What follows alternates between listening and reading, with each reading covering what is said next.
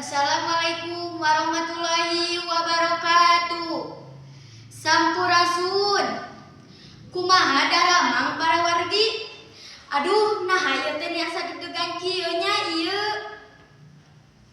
5 dinten kapengker tanggal 17 Agustus urang alhamdulillah parantos ngareuah-reuahkeun ngarayakeun hari kemerdekaan Republik Indonesia nu ka-80. Di mana-mana aya pawai jeung lomba-lomba teu beres-beres. Ngan sim kuring mah sok rada ngarasa aneh.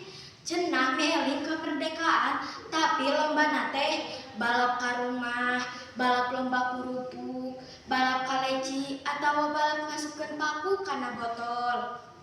Pan aneh pisannya naon hubunganna geura meeling kemerdekaan tapi asa teu nyarambung pisan.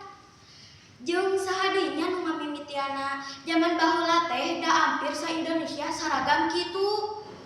Jeung deui untungnya zaman baheula can usum Instagram, Facebook, atawa TikToknya. Coba lamun geus aya, wah barabe pisan. Saeutik-saeutik update statusna TikTok, bual geol butak TikTok atawa make lagu viral zaman ayeuna geuningannya nu ciga kieu laguna teh. Ya asiknya menikmati malam. Indah pantai, indah laut, suasana sunyi.